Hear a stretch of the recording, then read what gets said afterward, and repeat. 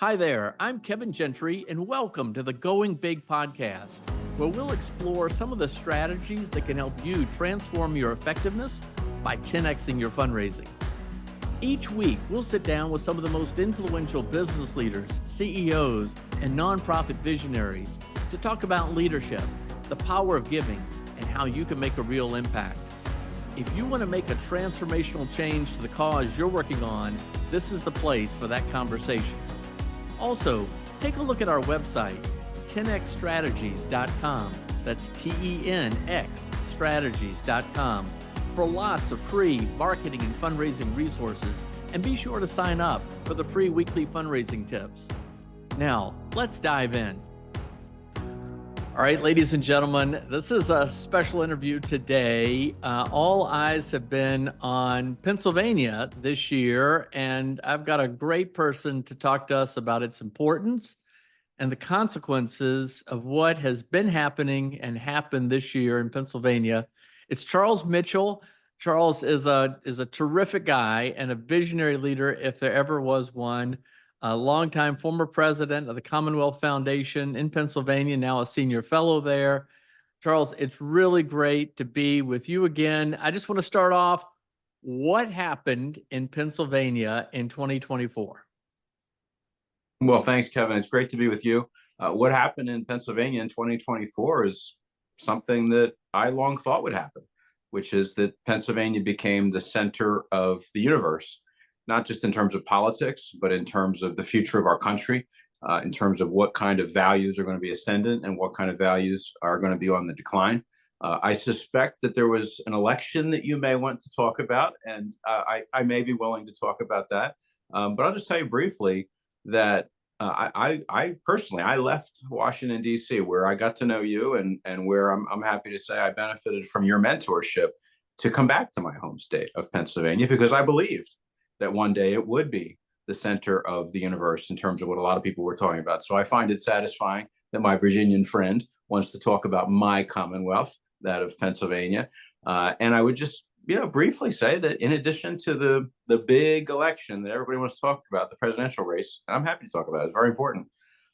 There were many other results on that Tuesday in November across my state, Pennsylvania, that I believe are very, very, very important, not just for who's in the White House, but for the kinds of ideas that you and I have spent our lives promoting. Excellent. Well, that is actually what I wanted to dig into. And it's not just the top line presidential contest by any means. And as we know, elections are like a speed bump along the highway. It's an easier focal point for us to understand, and people come to a point and make decisions, but those are voters' decisions. Then it becomes in the hands of policymakers as to what they're going to do once they're in office. And ultimately, as you know, for somebody who's deeply motivated by your principles, that it's what are the consequences of the policymakers' actions in terms of real people's lives, and what are people able to do in terms of living the American dream, living a life of opportunity. So let me just keep it in the context of 2024, and then let's go a lot deeper. You said it, but elaborate a bit more. Why was Pennsylvania ground zero, and why was it, and why is it so consequential in terms of it being the Keystone State? Well, Pennsylvania is a microcosm of America. I'm sure you've heard the slur from James Carville back in the day: Pittsburgh, Philadelphia, Alabama in the middle. I love Alabama. I don't call it a slur because they brought Alabama into it, because it's a complete oversimplification. I think a true way to say it is Pennsylvania is a microcosm of America. We have small towns, we have rural areas, we have big cities, we have little cities, we have incredible diversity. The left has cheapened that word, and I think it actually is a beautiful thing, diversity. It's part of God's creation, and there's great diversity in Pennsylvania. And that's why we're such an interesting little laboratory, because we have pretty much a smaller version of everything that happens in this country. And obviously, it was a decisive election. I think a lot more decisive than anybody thought. Not anybody, than most people thought. And it was not just decisive at the presidential level. There were 3 other statewide elections that were all won by Republicans. There were 2 flips in our congressional delegation, which I think was arguably for a lot of people an even bigger surprise than the top line statewide results. I mean, you saw something decisive, something significant at every level. And I mean, Kevin, you alluded to this earlier. Yes, that's a snapshot in time. It's a very important snapshot in time. But there are many undercurrents that have been going on for years in Pennsylvania that led to that. And some of those are economic, some of those are cultural, but briefly politically, yeah, I can still remember when the Democratic advantage in Pennsylvania was over 1 million votes. Now it is down to, I think at last count, somewhere in the 300,000s, basically a coin flip. And that's an important data point. But as you know, knowing me, frankly, I could really give a rip how many people are registered Republican in Pennsylvania. That's not my identity. That's not what I care about. It's, to a degree I care, it's a means to an end. And the end is the ideas that undergird a free society and human flourishing, and whether those are being embraced or whether those are being rejected. And I would argue those ideas have been on the ascent in Pennsylvania for years. And a big part of the reason for that, there are many reasons, but a big part of the reason for that is Pennsylvania has a freedom movement today that is vibrant and flourishing. And decades ago, it did not. All these things are important. Yes, of course, the election results are more important. We can dig more deeply into those if you would like. But I would argue those are a lagging indicator of what's going on in culture. Well, we don't want to spend time on the lagging indicators. Let's and how all this happened is really, I think, the thrust of this. It's certainly in line with the theme of the Going Big podcast. But even before that, and you mentioned it, for those of us who believe in the free society, committed to the principles of a free society, society of human flourishing, where people can live lives of meaning and purpose, why is what happened and is happening in Pennsylvania that important?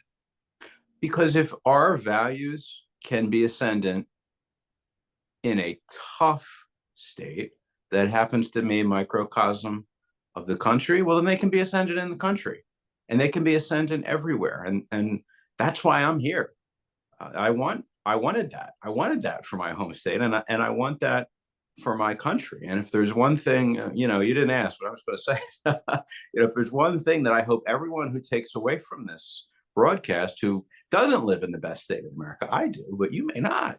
I hope you take away that you should be advocating, fighting, building in pursuit of our values wherever you are. Because if we can do it here, if our values can be ascendant with a place that has as many headwinds as Pennsylvania does, they can be ascendant anywhere, and they should be. Well, that is precisely why I wanted you on today, Charles. And I'm so grateful that you're doing this. The intention is to inspire others who believe in these principles too, give them hope that something similar can be done. It can be improved upon in Idaho and Alabama, and it can even be done in tough slogs like perhaps New York State, maybe even ultimately California. But let's go back to this. How, in your judgment, did it happen? And in some way link this to your own personal journey about your decision to go back to the great state of Pennsylvania, to the great Commonwealth of Pennsylvania. Yeah, well, we live in competing commonwealths, brother. I'll come back to the personal decision, but I think very simply, what's been happening in Pennsylvania is people are seeing that the ideas of the left don't work. It's just that simple. And I believe that. I've believed that for many years. That's why I've dedicated my life to something better. What does that look like? Well, what that looks like is in our inner cities, the left's lockdowns, kicking people out of school during COVID, but not just then, letting those schools really burn for decades under single party rule, under the enrichment of Randy Weingarten and her ilk and the teachers unions. Well, it took some time, but people, I believe, in significant numbers all across Pennsylvania have seen that doesn't work, and that there is an alternative. That alternative is school choice, of course. So there's one example, right, in urban areas, but in the parts of Pennsylvania that James Carville famously referred to as Alabama. I think people have seen the same, whether you want to say the so-called stimulus that not just one, but many left of center Democratic presidents have tried. What's been the result? Economic ruin, inflation, you can't afford groceries. Pick your issue. But I think really what we saw across Pennsylvania as a culmination in this election, but building for many years, is a state where it used to be that those ideas had a lot more credence because those people thought, oh, we'll give these ideas a chance. They gave them a chance. In some cases, they gave them a chance for decades. In some cases, they gave them a chance for 4 years. But you add it all up, whether it was in urban communities, whether it was in the Black community, the brown community, whether you want to look at suburbs, I mean, across the board, we saw a rejection of ruinous ideas. And that's ultimately, as you know, what I care about. It has, implications on a certain day for certain people that are on the ballot, but it has more enduring implications for our ideas. And, to answer your more personal question, I grew up in Pennsylvania. I grew up in the Philadelphia area. That's why I have such perfect diction. It's also where I got my rebellious attitude, and had the great fortune, after my wife and I got married, to be whisked down to Washington, D.C., and to be mentored by some wonderful people. I used to, sit at your knee when you had those fundraising meetings. I think it was on G Street. I worked for a wonderful person by the name of Ann Neal, who taught me many, many, many things, not just about fundraising, but about how to build civil society institutions. And I could name many others, but it was a wonderful experience for my wife and me to be there. But by the same token, we were a living example of what's wrong in Pennsylvania. Why? Because I'm not going to say I'm that smart. My wife is brilliant. And I'm like, okay, we're Pennsylvania kids. Tax dollars put me through public school. My wife went to a different kind of school, but we were lifelong Pennsylvanians. We went to Bucknell University in Pennsylvania. And just about as soon as we graduated, we were out. And many young people did the same during our generation and previous generations and generations since, in search of opportunity. And that's a crying shame. It shouldn't be that way. Fortunately, in 2010, I was offered the opportunity to come back to join Commonwealth Foundation, which you mentioned earlier, Kevin, which at that time was I would say, a rising star, so to speak, state think tank advancing the principles of a free society. And we can get more into that, but the long and the short of it is I wanted to be part of building the institutions that I believed at that time, and I believe it even more strongly now, need to be built, not just in Washington, D.C., as important as that is, but in every state. And I would even say not just state, localities, right? I mean, you talked about California earlier and dreaming about how our values could be ascendant in California. I agree. I got some good friends that are working on that. But I'd even say, what about our big cities? That's one of the projects that I've become involved in more recently, is supporting clergy in our cities who are advocating for educational opportunity, particularly in the Black and brown community. You want to talk about a tough project? That's a tough project, but it's a project that, number one, needs to happen, and number two, is happening and has a lot of momentum behind it. So that's why my wife and I made that decision, Kevin, to basically take what we had learned from you, from my boss, from the church that we were a part of, all that we were poured into for about 5 years. And we decided to make our best effort at taking what had been poured into us and pouring it into our home state. And it's been a wonderful journey.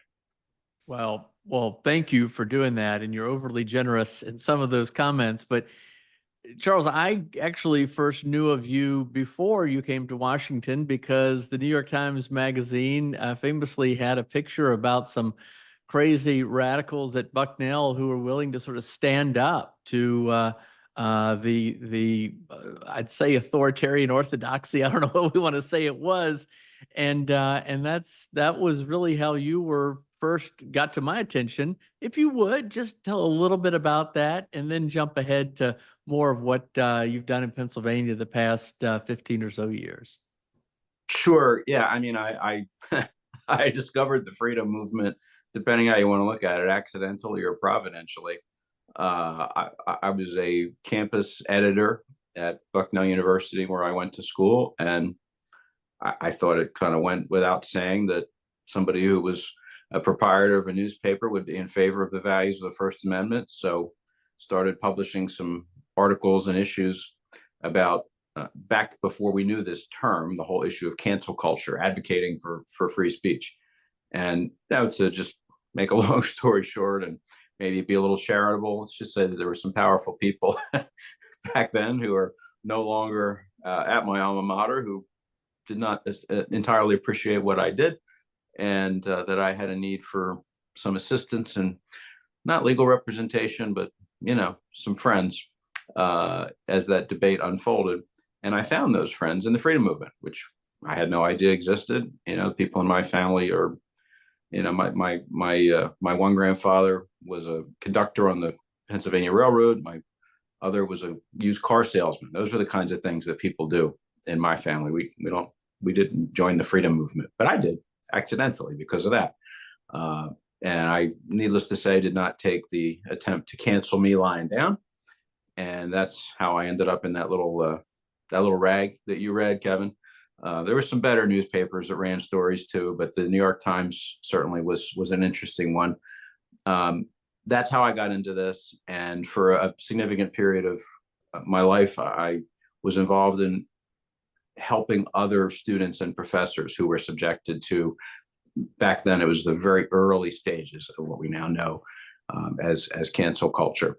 But as we talked about earlier, in 2010, my wife and I moved back to Pennsylvania because we really felt that where the action was at that time, in terms of public policy and in terms of advancing the values that we care about, was going to be in state capitals more so than it was going to be in Washington. That was an era of great gridlock. I'm sure you remember it was after President Obama had been elected, but then had been rebuked, so to speak, in the midterms. And there were some ascendant governors back at that time who were really not just stopping bad ideas, but advancing good ideas. And we thought, that's what we want to be part of. We also thought that, we were changing our family circumstances. My wife was pregnant with what was the first of now 4 daughters. And we thought central Pennsylvania would be a great place to raise a family. So we moved back to Pennsylvania. I joined the Commonwealth Foundation, and we set out basically to build a freedom movement for the nation's most important swing state. Although that at that time, not a lot of people thought it was the nation's most important swing state. So I devoted myself to that task for about a decade and a half. Built out Commonwealth Foundation into something that I think most people in the business would now regard as a very significant intellectual enterprise, not just in the state think tank community, but in the conservative movement more generally. And it was my honor to be part of that. Also help build out a number of institutions alongside of it. And I think most significantly, when we bring up the issue of election results, some of the leaders of the Commonwealth Foundation about 8 years ago departed the foundation and started a different organization with a complementary but different purpose. That being, the foundation advocates for the ideals that you and I've talked about throughout this podcast, Kevin. There wasn't anybody making sure that people who espoused those ideas were actually winning elections, or that they were running in the first place. So some people left and started an organization whose goal was to do just that. It's called Commonwealth Partners. And at that time, it was an idea. Sounded like a good idea. It built on some lessons from some people Kevin, including borrowing a name. The idea worked. That is now the home of the largest political action committees in Pennsylvania, larger than what used to be the largest ones, which would be the teachers' unions. That is the kind of thing, that's what I mean when I say we have to build a freedom movement. We have to build out civil society. Yes, of course, we have to advocate for these ideas that we all believe in. But we also have to ask the question of, well, what does it take for our ideas to win? What does it take for them to become law. And one of the things it takes is courageous people who leave perfectly good jobs and devote themselves to turning those ideas into law. So, briefly, that's what I've been working to build for the last decade and a half. That work doesn't end because of some election results that were good. By the way, there were some bad ones too. So I'm not Pollyannish about it, but that work doesn't end. That work continues, and now the work that those elections are intended to create actually begins. The policy development. What are those people who are now in office going to do? And as you well know, that's the kind of thing that excites me very much. Well, that's my next question. It was going to be my next question is, okay, what is to be done now? What do you suggest as the next step? But before that, what do you mean by the freedom movement? What is the freedom movement, and how would people who've never really heard that term associate their own principles and values with it? Yeah, love the question. So what I mean when I say a freedom movement is, um, when we talk about the ideas of a free society, when we talk about entrepreneurship, when we talk about limited government, when we talk about respect for our civilizational institutions, family, church, all that. If somebody's watching this, those are probably the things you believe in. Great. I'm glad you believe in them. They don't exist without support. And in fact, without an organized effort to further them and protect them, they die. And if you don't believe me, look at Europe. And I'm not going to say any more about that because frankly, I think the case proves itself. Okay. So at the national level, there are many institutions that exist to lay the intellectual groundwork for all those ideas, to advocate for them in the halls of Congress, in the White House, and so forth. And then there's what I would call ancillary efforts. For example, let's say there's a great effort to lay out free market principles for a tax reform bill. You might remember one from a guy who was president a little while ago when we had a better economy. Fine, you got to have those principles. Then you got to have the legislation. Then it actually has to become law. There's a whole process. But let's say it becomes law. Well, what immediately happens? There's a lawsuit. Somebody sues to try and stop it, to enjoin it, to overturn. I mean, that's, whether you like it or not, those are the things that happen in terms of setting the laws in our country. There's a vibrant network of those kinds of organizations at the national level. My experience is that very often at the state level, they're not so vibrant. That most people, when they think about matters of state, when they think about what's life going to be like for my grandkids or whatever, they think about who the president is. Matters who the president is. Matters very much. They think maybe about who their senator is, right? The number one thing, I'm glad you didn't ask me yet, Kevin, although I'm sure it's coming. The number one thing people ask me about when they find out I'm from Pennsylvania is whatever they read about who wants to be my next United States senator, right? And they've been asking me about two particular people for the last 2 years. And before that, it was two different people, right? Those things matter. But most of the decisions that are made every day that affect your life, that affect what life's going to be like for your kids and your grandkids, are made in your state capital. And I'm not saying that because it's, where I work. I don't actually work there anymore, as you said earlier. I don't have a conflict of interest. I chose to devote myself to that because I believe, to the work that I have, because I believe that, because I believe, especially in the area of education, which is foundational to so many things in our civilization, most of those decisions are not made in Washington. Thank God. I'm glad they're not. And if there's one decision I'd like to make in Washington with the new leadership we got down there, it would be to padlock the Department of Education. And I've already volunteered to bring them the padlock if they want it. If you know Secretary Designate McMahon, have her give me a call. I got a great lock.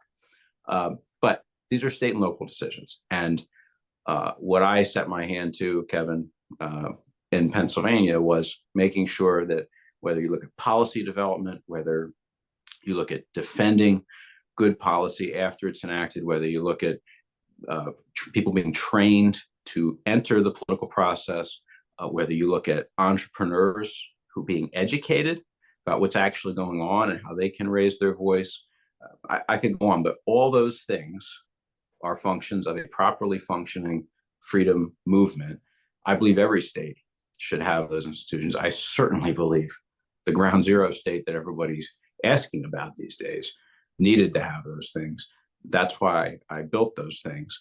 And we have to have those things, you know, as one of my favorite phrases from scripture that I think adheres to so much in life is in season and out of season. You know, there's certain good things that have to be done in season and out of season. I need to be a good husband and a good father in season and out of season. But in the context of what you asked about, the work of the freedom movement needs to be done in season and out of season. Yes, in Washington, but also in our actual communities. And if I, you know, I told you before, if there was one thing I hope people took away, it was, you know, it was what I said earlier in terms of there's hope for every community. But if I could pick a second one, it would be that especially, I mean, if you identify as a conservative, which, you know, if you're hanging out with Kevin Gentry and Charles Mitchell, there's a pretty good chance. If you are one of those people who only puts your emphasis and therefore your hope in Washington, D.C., that's not very conservative, actually. We're supposed to be localists. We should be devoting some, not all. I'm not telling you to disengage from my friends in Washington. I'm talking to one of my friends in Washington right now, and I like them. But it's something of a besetting sin of conservatives, if I may be rude enough to say, that we forget about our own backyards.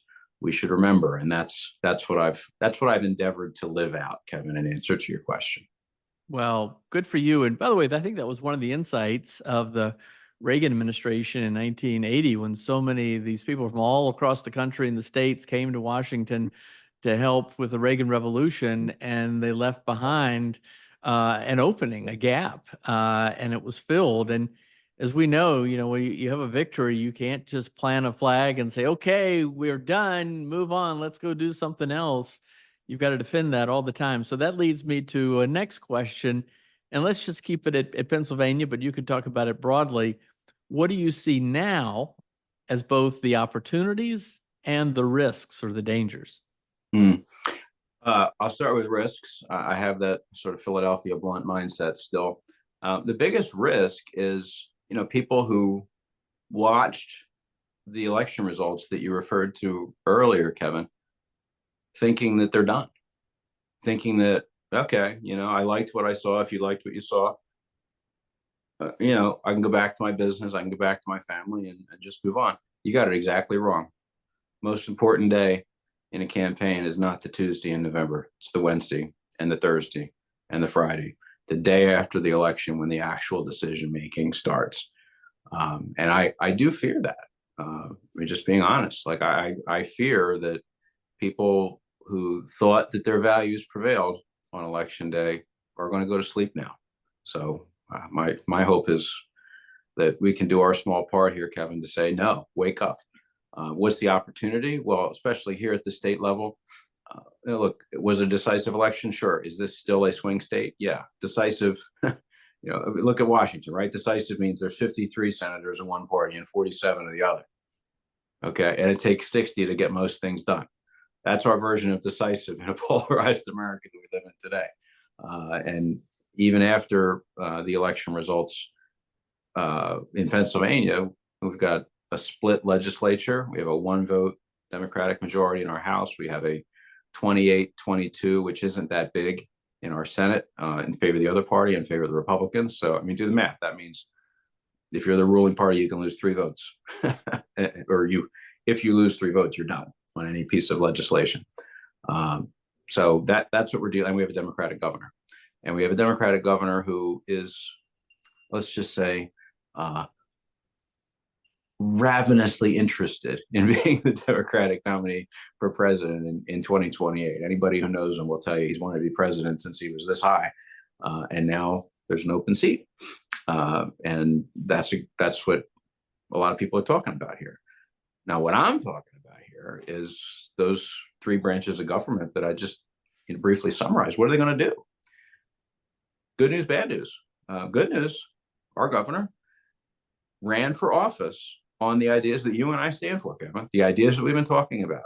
And I would like for there to be more Democrats who run for office saying we should deregulate, saying that we should not destroy our energy industry, which is incredibly important in this state, that we should have more school choice, that we should particularly give scholarships to students in our most failing and violent schools in urban areas and give them a way to get out, not make them just sit there for another 30 years while we pretend to solve the problem. That's the good news, is we have such a Democrat in Josh Shapiro in Pennsylvania. Bad news is his actions thus far have not lived up to his words. My hope is that over this next couple of years, they will. My hope is that, again, if you accept my analysis of the election, my analysis of the election is our ideas are ascended. Our ideas were vindicated. The American people made it clear what kind of ideas they would like to see become law. And I do believe there's a wonderful opportunity for more of those ideas to become law here in my home state over the next couple of years. That will require the cooperation of two political parties, not one. And I actually think that's a good thing. And I hope that that is what comes out of the next couple of years of my state's future. Again, I know a lot of people look at those election results through a partisan lens. It's fine. I get it. Those are the practicalities of life. And we have seen, just being realistic and frank, we've seen a great drive to the left of the Democratic Party just during the time that, that you and I have been working in the same vineyard, Kevin. There's, I don't need to say any more about that. You get it.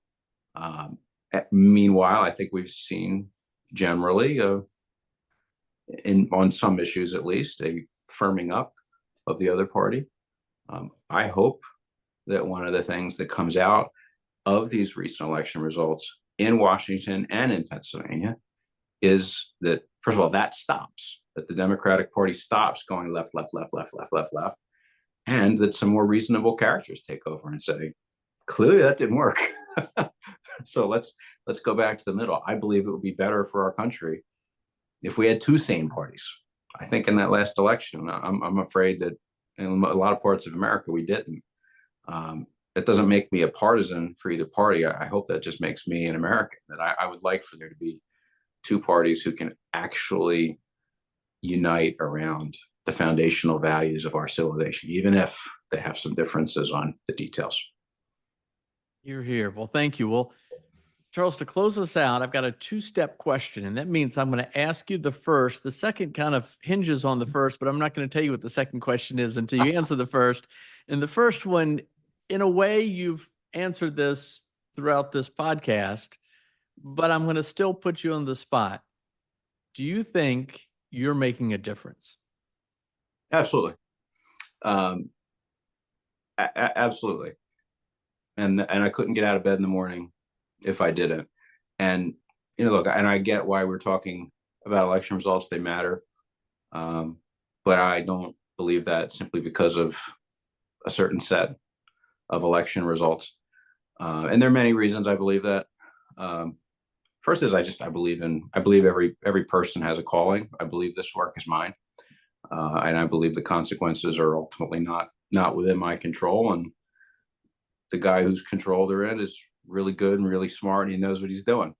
So that, ultimately that's where it comes from for me, Kevin. But, more pragmatically, I have seen, I have witnessed, I have tasted, and this is why I accepted your invitation, that when people like me, people like you, the term I'd use for us, I don't know if you'd accept it or not, is civil society practitioners, right? It's our job to see problems that exist in our country and to imagine solutions that don't solely hinge upon government. The old-fashioned way we used to do these things in America is this thing called civil society, which has utterly atrophied over the last 150 years due to the growth of government and taxation and regulation and blah, blah, blah, blah, blah. But, as I think about it, that's what we do. And, my testimony after, I haven't been doing it as long as you have, Kevin, but my testimony is that if we do our job, if we imagine what those solutions are, and we do the hard work of selling, and people don't like to say that word out loud, but it is what it is. You gotta have the solution. It's gotta be bold. It's gotta be real. And then you gotta sell the crap out of it. And that's hard work. Okay. But I testify that if you do that, people will rally to the cause. And people have done that on behalf of all the things that we've talked about thus far in this podcast, to the tunes of multiples of growth. There was no freedom movement in Pennsylvania of any real significance a couple of decades ago. There were a few organizations, but not a movement the way that there is today. I've seen people rally to that cause. I believe that that is what our fellow Americans are hungry for. And I've seen that movement move the needle on the ideas that are so precious to me. And that's why, those are the two reasons why I would unreservedly say yes. And I hope that more of our fellow conservatives rise to the occasion of thinking big, dreaming big, and working big to solve the very big problems that our nation faces, and that don't go away just because one election may have transpired, at least in part, in a way that you like. Well, you anticipated my next and final question by the way you were guiding that answer. And by the way, I'm glad you answered the way you did, because I certainly think you've made a big difference. And that is the reason I'm going to have the closeout question. Charles Mitchell, what advice would you give to others to inspire them to take the kind of action that you have? It's nice when you win, but there were a lot of steep hills along the way, a lot of tough spots. And if somebody is inspired and motivated by these principles, what would you share to motivate others to take the kind of action that you've taken? Yeah, well, I think I think I've made the case for action pretty hard. I didn't know your question. I'm glad to have guessed it slightly. So, in addition to what I've said, Kevin, I'd say this. I think we have to act. I think we have to include acting locally in our communities, as for all the reasons we talked about earlier. And I think part of why I feel fulfillment through the work that I've had the privilege of being part of is I didn't do it on my own. And instead, what God has blessed me with the opportunity to be part of a group of people aligned in values, aligned in strategy, that has become the freedom movement in Pennsylvania. I think we all, we wouldn't be having this conversation. You wouldn't be watching this conversation if you didn't see the problems. So I don't feel like I need to repeat what they are. But, and Kevin, cards on the table, I'm a Presbyterian, right? So there's always 3 points for a Presbyterian, right? So if you have that angst about what's going on in our country, you kind of got 3 options. One is fetal position. I'm not a big fan of the fetal position, so I'm just going to leave that one off the table. 2 is go it alone. And if you go it alone, you create your own thing and you write big checks to it, or, whatever, you might change the world a little bit, but you're not going to change it very much. And I think the third way is the right way, is to collaborate, cooperate, co-labor. I love Father Newhouse's old statement, or his term, co-belligerence. I'm sure you remember that one, Kevin. I think the reality is that we live in a tough time. Belligerence is required. Co-belligerence is the best way to do it. It's much more fulfilling, and you have a much better chance of actually changing the world if you can find some people you really love and respect to do it with. That's been one of my great joys, and I see that as one of the best ways that I can sometimes help other people, is helping them find their co-belligerents with whom they can change the world. Well, Charles Mitchell, thank you. Thank you for all that you've done for the people of Pennsylvania, the great Commonwealth of Pennsylvania. We now know we have a great friend in Pennsylvania. Thank you, and for the consequential nature of this, for all that you've done for our country and also for our shared principles. Thank you so much. Look forward to having you back again when you can tell us about another chapter in your life. Charles Mitchell, it's great to have you. My pleasure, Kevin. Thank you. Thanks for listening to today's Going Big podcast. Hopefully you were inspired to go big for your cause. Remember, this is all about transforming your effectiveness by 10xing your fundraising. If you enjoyed today's episode, be sure to subscribe or leave us a review at iTunes, Spotify, iHeartRadio, or wherever you listen to podcasts. You can also catch this episode on YouTube. And also, there are lots of resources available to you at my website, which is 10xstrategies.com. That's TENXstrategies.com. You can sign up also for our free weekly fundraising tips. This is all about helping you get to the root causes of some of the biggest problems in society today by transforming your fundraising and your effectiveness. Thanks again. We'll see you again soon. Bye-bye.